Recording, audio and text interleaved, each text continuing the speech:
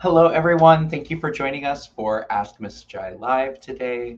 I am so excited to be talking today about how pronoun usage impacts health outcomes in clinical and health settings. So, today we're going to be talking a little bit about pronouns, what they are, and why it's important to use them. We'll talk about what happens when we don't use pronouns and how that impacts our health outcomes, and then ultimately how we can ask about pronouns and when we can bring them up in conversation. So stick around and learn a little bit more about pronouns and the health outcomes that happen as a result of using or not using pronouns.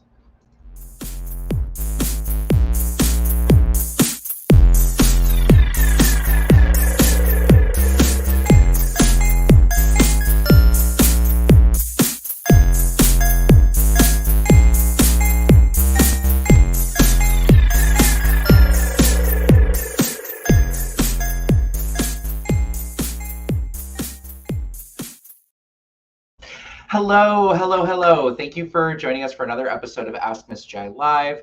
I am so excited to be here and to be chatting with you all today about pronouns. I feel like this is one of the foundational aspects of gender affirming care and the ways that we can be affirming in our medical and healthcare environments. So I'm really excited for us to be talking about this. If you are joining us live, go ahead, or joining me live rather, go ahead and put a hashtag live in the chat. Let me know any questions that you have in the chat as well. I should be able to see those as we're having a conversation today. So please let me know. Please let me know what might be coming up for you, other suggestions you have about why it might be important to use pronouns or any of the pieces that we're talking about. My name is Miss Jai. I use she, her, and he, him pronouns. I am the host of Ask Miss Jai Live. This show got started as a way to provide support to healthcare providers and public health organizations and staff to learn more about trans and non-binary health and different aspects of trans and non-binary health and ways that we can better support our trans and non-binary clients and patients. So today we're going to be talking about pronouns. We're going to be talking about the ways that what they are, why it's important that we talk about pronouns, what happens when we don't use them, how that impacts our health, and ultimately how do we ask pronouns? When do we bring it up during a visit or during an engagement with a client or a patient?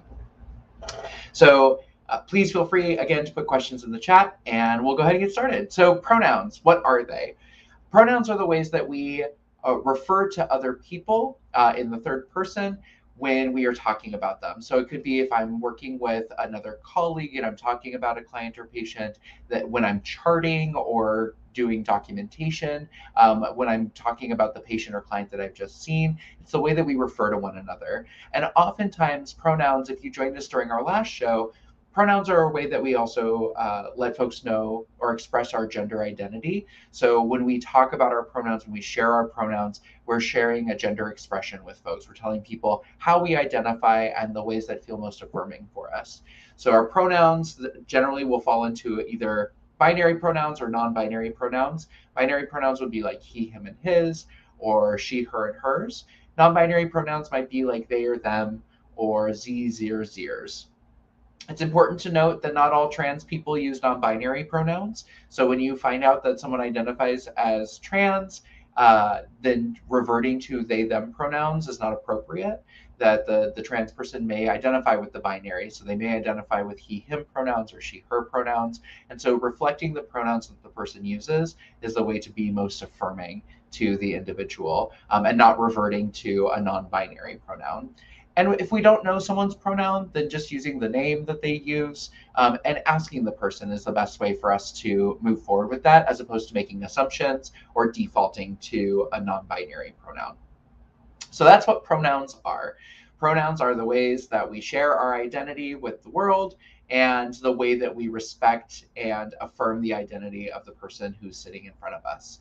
So why is it important to use them? The first part is because of that affirmation of identity. When we are affirming someone's identity, we're letting them know that regardless of how we perceive them, regardless of how they show up to our clinic or to our appointment, that we are going to respect the person and respect their autonomy as a human being and telling us who they are. And that can be really important when establishing and building that patient-provider relationship and building rapport with our clients, is making sure that all of our clients and all of our patients know that at the end of the day, they are in the driver's seat for their health and well-being, and that we are going to respect them showing up as the holistic person that they are sitting in front of us. Similar to the ways that we would think about other identities, similar to the ways that we would try and build that rapport with the folks that we are sitting with. So it affirms the identity. It lets the person know that we are going to respect them from the get-go, especially important when we are establishing a relationship with patients and clients, but also important for our patients or clients who come out and engage in any form of transition, whether it be social, medical, or legal, during while they're seeking care from us, while they're getting care from us. And if you're curious about those different forms of transition, you can check out the last episode as well, where we talked about different types of transition that fall into those three buckets of social, medical, and legal. Another reason we use pronouns, that we ask pronouns and we use pronouns, or why it's important to use the pronouns that someone uses for themselves, is that it reduces the discomfort and the distress that is associated with gender dysphoria. And so sometimes we might talk about this as discomfort, but really we need to think about it from the psychological standpoint of gender dysphoria and the fact that there is intense distress that occurs when someone is misgendered or called by a name that they don't go by. And that is because we are highlighting the fact that the individual sitting in front of us is perceived, or that we are perceiving them in a certain way. So if we are misgendering the person sitting in front of us, we are unintentionally letting them know that they don't look the gender that they're telling us that they are, or we're telling them that we don't respect their gender identity, even if that's not what we're saying. That's the unspoken. What we're sharing is that we don't respect the gender identity of the person sitting in front of us, or that we don't respect or that their gender identity is not real, that their gender is not real. And so these are the tacit, unspoken messages that we get when we're misgendered, especially misgendered multiple times in a row. And so that can cause that distress to increase. And what we know, and what we'll talk about in a little bit, is that there's already a lot of stress and trauma in trans and non-binary communities, and that when that distress is increasing and when we are experiencing that misgendering, and when we're experiencing pronouns not being respected in medical spaces, that it does cause trauma and it does increase and exacerbate mental health symptoms. The other reason, or two more reasons why it's important that we are using the pronouns that an individual shares with us, is that asking sexual orientation and gender identity information, so not just asking about pronouns, but how folks identify their sexual orientation and their gender identity, helps us to understand the social determinants of health and other health needs for the person who's sitting in front of us. So for example, if we know from research that LGBTQ people, people who identify as LGBTQ, experience greater rates of family rejection, greater rates of mental health symptoms, greater rates of suicidality, greater rates of seriously considering suicide, not just lifetime potential suicide attempts, that we experience greater likelihood of not getting our preventative medical health needs met, then if we're asking our patients and our clients their sexual orientation and their gender identity, and they disclose to us that they identify as part of the LGBTQ community, then we know that we might want to ask some additional questions or do additional assessment to see where they're at with their mental health currently, if they're currently seeing a therapeutic provider, if they have done any preventative care work, if they're currently considering suicide or having any sort of suicidal ideation, because we know that it's more prevalent in our community.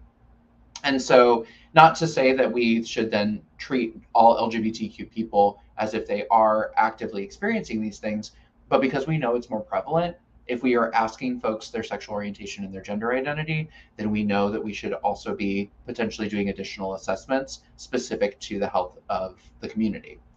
For trans and non-binary people, the other aspect of this around not just asking pronouns, but also asking around gender identity, is that it gives us the information that we might need, especially in a medical setting, to do medical assessments that are appropriate for the individual, and that we're not necessarily missing health needs because of our assumptions about the identity or the bodies of people who are sitting in front of us. So if we have trans or non-binary people in our clinic, trans or non-binary patients or clients, then we might want to ask about, if depending on the service we're providing, if they are currently on any hormone replacement therapy, if they've had any gender affirming surgeries, but also explain to folks why we were asking this information and how it's part of the larger health assessment. So for example, if someone trans comes into my service and my service is a housing service, then it would not be appropriate for me necessarily to ask about what their medical transition looks like, because it's not part of the service that they're coming to get from me, and it's not necessary for me to get them linked to housing support services or emergency shelter or emergency spaces, etc. But I might need to ask about legal transition. I might need to ask, have they had their gender marker changed, or what is their current gender marker? Because that might dictate whether or not I'm able to connect them to certain shelters. But if I'm working in a medical environment and I'm doing a sexual health assessment, then I might need to ask about if there have been any gender affirming surgeries, or if the person is currently on hormone replacement therapy, and the gender of their partners, because that's going to dictate what kinds of testing I might order. It might dictate the kinds of preventative methods that I discuss with the client or with the patient, or the way that I coach up the client or patient to reduce the potential for STIs, pregnancy, etc. So asking sexual orientation and gender identity helps us understand the social determinants of health and other health needs of our patients and clients. And pronoun usage is part of that, because if we're asking sexual orientation and gender identity, we also then need to be prepared to respect the gender identity of the person who's sitting in front of us.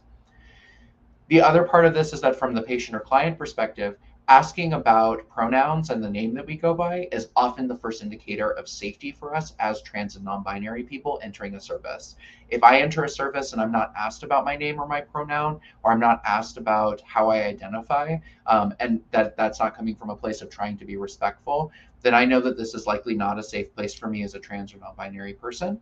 And I know that if I bring up my transness or my non-binariness, that there is potential for discrimination, and that there might not be any recourse for that discrimination, because the likelihood of having a non-discrimination policy that reflects gender identity and gender expression, to me and from my perspective as a patient or client, is going to be lower if someone from the get-go is not even asking about pronouns or name.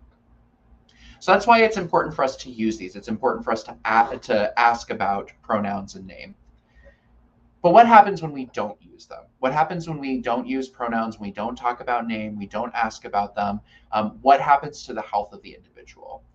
The first thing is that there might be medical rejection that occurs, or provider discrimination. So if we're not standardizing asking about pronoun and name, if we're not trained on how to ask about it, if we're not trained on how to support trans and non-binary people, gender diverse people in our services, then there's the potential that we might unintentionally discriminate against trans and non-binary people in our services. Either we might provide them with information that's not applicable because it's not what their body actually looks like or exists like, or we're making an assumption about how their body looks based off of the gender we perceive them as. So we might potentially be unintentionally discriminating. We may also outwardly reject. So if we don't have policies in place, if we don't have standardization in place on asking and talking about pronouns and current name, then there is greater likelihood that a medical provider who is transphobic or is not interested in treating trans and non-binary people is going to intentionally not reflect the pronouns of the person who's sitting in front of us, or the gender identity of the person who's sitting in front of us, even when they're told the pronouns or name that the person goes by. So even for when we advocate for ourselves in these spaces, we might still experience medical rejection if pronoun usage is not standardized.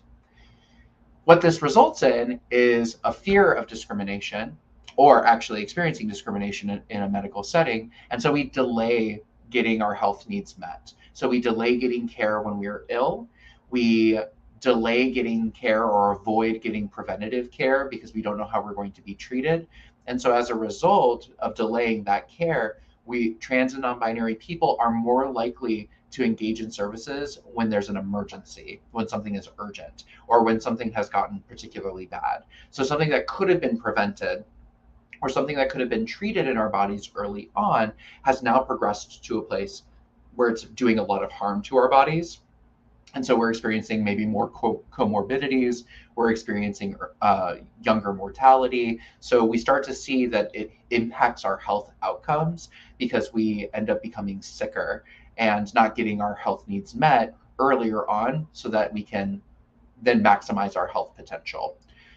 The other piece is that when we're not using pronouns, it impacts our interpersonal relationship and damages the rapport of our patient provider relationship.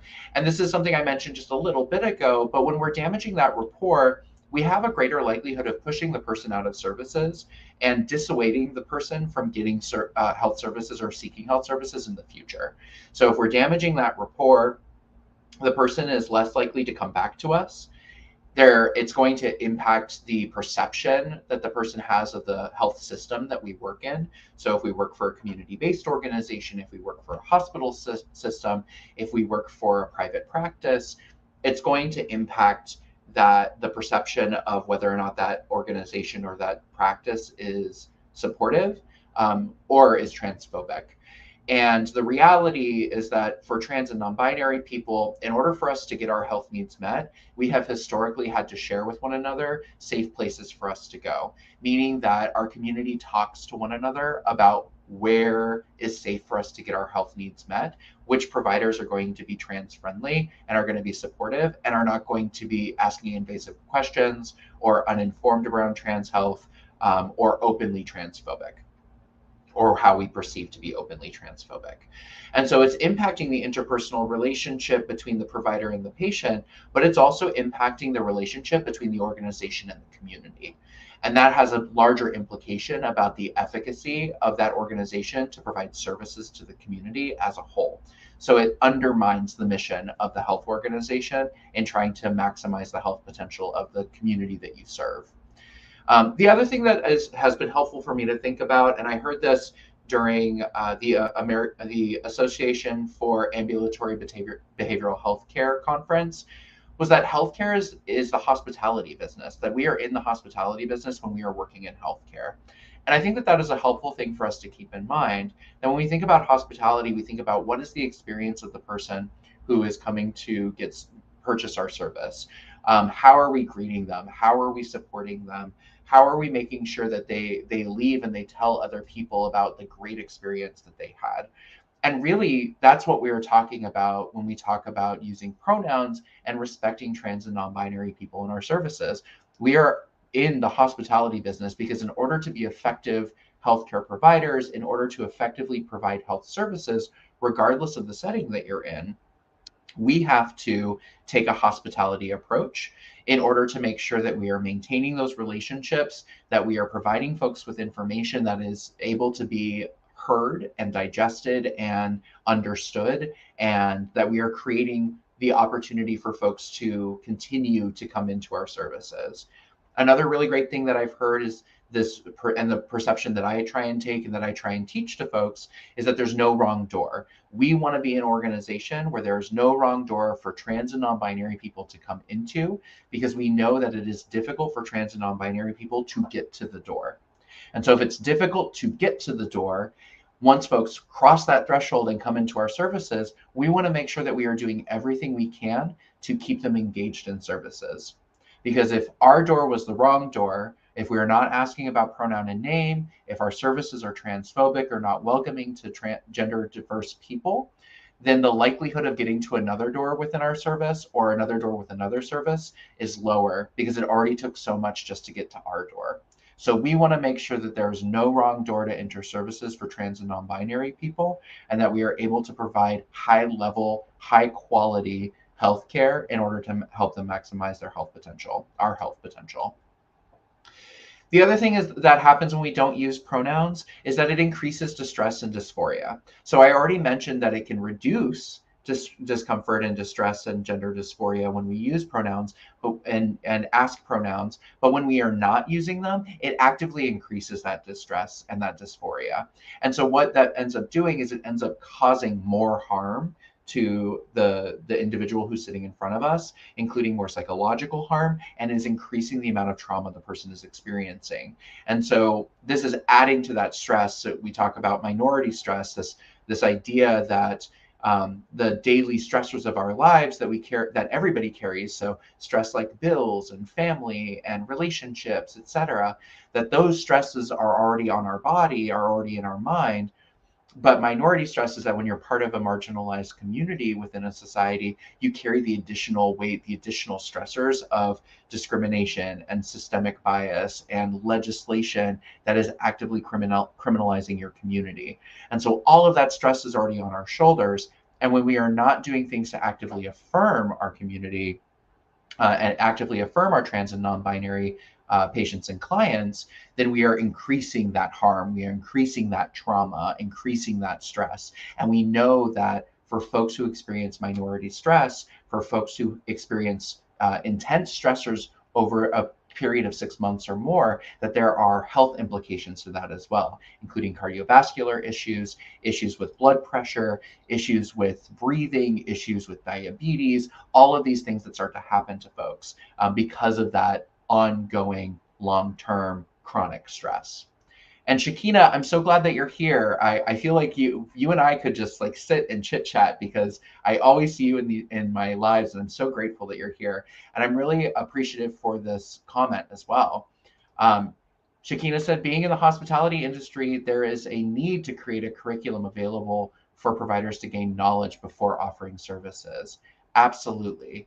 We are doing our best to provide training to learn, adopt, and use pronouns to reduce poor health outcomes. Absolutely. So this isn't to say alone that you just need to figure it out, because I don't think that that's fair either. We don't know what we don't know.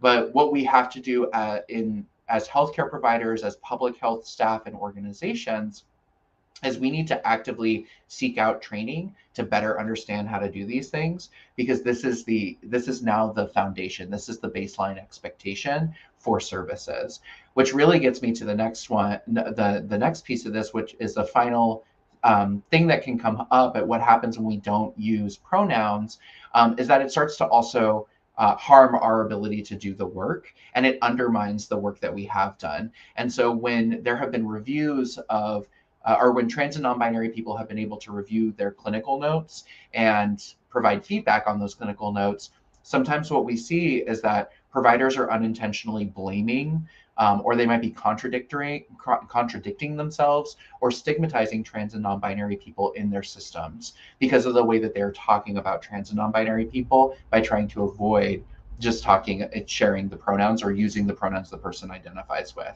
So sometimes what we see instead is that folks are treated really impersonally, so talked about their sex assigned at birth, even though it's unrelated to any of the service that they're receiving.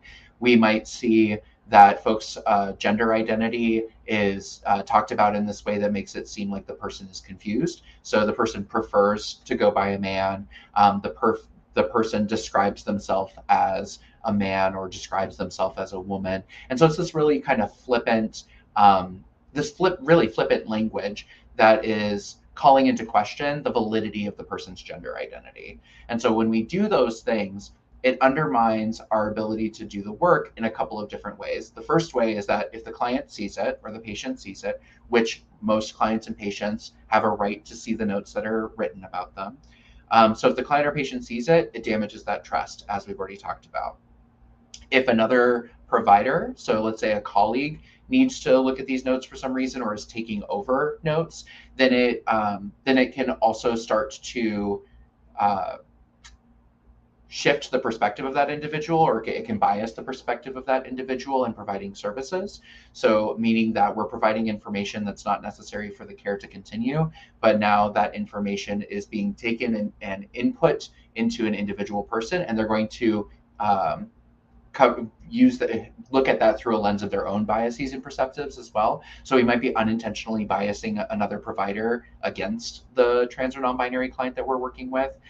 And it shows that there's inconsistency in the way that we are charting, because you're going to have some providers and colleagues who are charting based off of the pronouns and the identity of the person who's sitting in front of us, which means then if you have multiple providers within an organization supporting the same client or the same patient, then you're going to start having notes that contradict one another, which is not helpful in consistency and continuity of care. And I see Shakini said that it's my belief that improper use of pronouns creates for increased inflammation affecting physical well-being. Yeah, that really gets to this the idea of minority stress and what it means for us to continually feel stressed. to continually feel the stress over long periods of time, and how misgendering leads to additional pieces of that stress and discrimination. And we know from research around stress that ongoing chronic stress leads to negative and poorer health outcomes. So we've talked about what pronouns are. We've talked about why it's important to use them. We've talked about what happens to our health or to the health of our trans and non-binary patients and clients when we don't use them. So the final piece of this we're going to talk about is how we ask about pronouns. Shakina already mentioned earlier that we need to be able to train folks on how to ask about pronouns. So this is a couple of pieces that you can take with you to practice. So how do we ask about pronouns and when do we use them? We should ask about pronouns whenever we are meeting a new client, whenever we are engaging in clinical services or services with a patient or client that we don't know their pronouns or haven't asked them previously, or their name, right? And so how do we ask that question? We can say, hi, my name is Miss Jai. I use she, her pronouns. What name and what pronouns would you like me to use with you? We can say, what pronouns do you use? How would you like me to refer to you by name and pronouns? These are all questions that we can ask. We can also include those questions on registration forms. I used to work at a service where we would help folks apply for health coverage and apply for funding that would provide support for individuals. And so we would have a registration form that we would work through together, or a registration form that the client would work through on their own and then would bring to me so I could review it and then upload it into the system.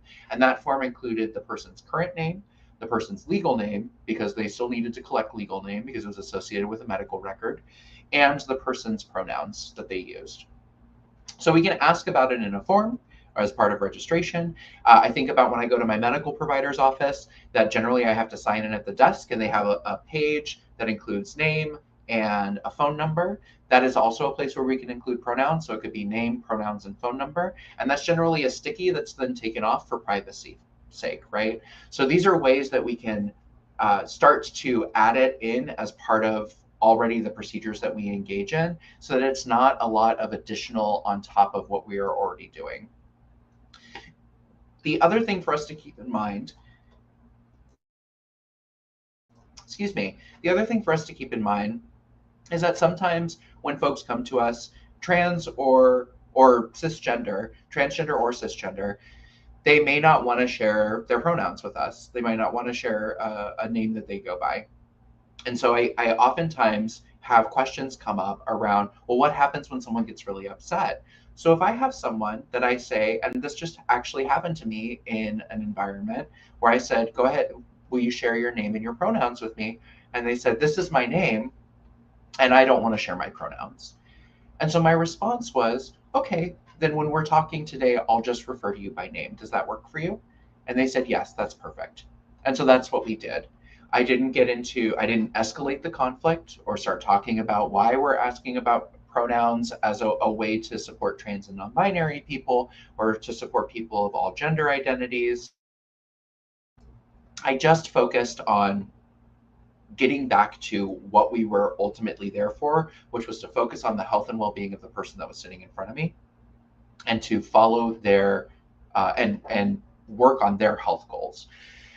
The other piece of this too is that I can't make assumptions as to why someone doesn't want to share that with me. Someone might not want to share it with me because of the political nature of trans identity currently, because trans and non-binary communities are being used as a political wedge. And so there might be a political ideology right now that, though misguided, is influencing why someone doesn't want to share their pronouns.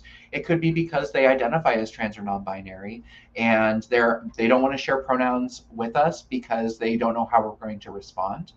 It could be that they don't want to share pronouns because they don't use pronouns, which many non-binary people don't use pronouns and just go by their name. So there's lots of reasons why someone might not use pronouns. And so instead of escalating the situation, it's my role to de-escalate it and approach from a trauma-informed space, which means that we need to get back to focusing on why the person is there and sitting in front of me, which is ultimately to get their health needs met. And Shakina, I appreciate you said we would better reflect gender identity of if forms permitted transgender and non-binary. Current forms choice are current forms only have one choice that doesn't allow for a person's gender identity. Absolutely. So what I have seen and what has been a best practice is for when we're collecting gender identity, what is your gender identity? Do you currently use pronouns? Do you identify as transgender, or have a transgender experience? That's kind of those three questions. We also may do a two-step gender identity where we say, what is your current gender identity? What was your sex assigned at birth?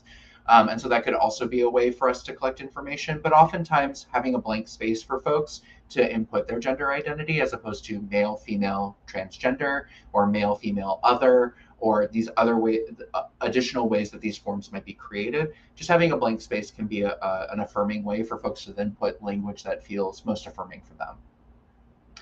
The other piece of asking about pronouns is how we document, right? So we might want to document in the note how the pronouns, the pronouns the person uses. Before I ask pronouns or before I ask name, I oftentimes tell the clients or patients that I'm working with that I ask all of my patients or clients this question as a way to best respect the person who's sitting in front of me. And then I'll model my name and my pronouns. What name and pronouns do you use? So I give a little bit of context so that folks know that I ask everyone, that I'm not just singling them out because I perceive them to be transgender or non-binary, or I think that they're trans or non-binary. The other piece of this is that some trans and non-binary people, for a lot of us actually, gender is a journey. We might try on a couple of sets of pronouns. We may try on a couple of names to see what fits best for us and feels most affirming. And so making sure that we are checking in on a regular basis when folks are coming into services can also be helpful. So we might ask once a year or once every 6 months, has anything changed? Are you going by any different names? Are you using any different pronouns? Has anything changed with your address or your phone number? Just as part and parcel of making sure that we have up-to-date information for the person that we are serving. And sometimes that happens every single visit as well, right? So if we're asking about, have you had any changes to your address or your phone number or your email address, or are you going by any other names or pronouns? That can all be part of the registration and check-in process that we are doing with every one of our patients. The other thing around pronoun usage and asking pronouns is how we document that in the chart. And so sometimes our electronic medical record systems may not allow us the opportunity to put pronouns associated with a client or change the name of a client. And so the only name that shows up at the top of all of the sheets that print out is the person's legal name and the legal gender marker. If this is the case, my recommendation is to inform the patient of that when their name or their pronouns do not match their legal name and their legal gender marker. So if they do not match those, then sometimes when we're printing out follow-up instructions or lab orders or prescriptions or any sort of information like that, it might have the person's legal name and their legal gender marker on it. And so I would say to someone, just so you know, I've documented in my notes the name and pronouns that you go by, but in our medical record system, it's going to default to your legal name and your legal gender marker. And so when I print out this information, these follow-up instructions, this prescription, these lab orders, it's going to have your legal name and your legal gender marker on it. I want you to be aware before I print that out. Because this could also then mean that it's going to potentially create challenges if someone's going to a pharmacy to fill that prescription, or challenges when they're getting lab work done. And so we want to prepare our patients and clients to be aware that that might be something that happens, so that they are able to prepare themselves and be a little more resilient in that they're not caught off guard. So this is how we build resiliency for our trans and non-binary patients and clients, is by giving them context why we are doing this, and also giving them the information so that they can prepare themselves to better advocate and also know that these things are going to be upcoming. And I see here, Shakina, you said have service users advocate for their facility to update their software for equality and inclusiveness. Absolutely. And so this is the way that we can address it organizationally. So organizationally, we can make sure that we are getting that functionality input into our electronic medical record systems. And I want to acknowledge the fact that not all of our systems are currently set up in that way. So while they are in the process of correcting that, we also have to prepare our trans and non-binary clients that we are currently seeing if that functionality is not currently turned on. So we need to do both as providers. We need to advocate for it to shift, and we also need to provide that information and let our clients and patients know when that isn't currently present. And that is also a way that we can then advocate for the client or the patient to submit a grievance and understand the grievance policy, because sometimes patients and clients grievances are more likely to hold weight and make movement and change within a system than the provider or the staff member. And having worked on both sides, having been both a staff member in a clinical environment, a staff member in a CBO or a community-based organization, and having been a patient who has filed grievances, I have seen when the complaints or the grievances or the functionality being talked about from a staff member perspective was not taken seriously, but was taken very seriously from a patient grievance. So how can we also support our patients and clients in making sure that they know their rights and they are following that grievance process to make that shift as well? So we went over a lot today. We went over what pronouns are. We went over why it is important to use pronouns and how asking sexual orientation, gender identity information better sets us up for the work that we are doing. We talked about what happens when we don't use pronouns, and also how that impacts the health and well-being of trans and non-binary people, and pushes us out of services. And then we talked about how we ask about pronouns and when we should be asking about pronouns.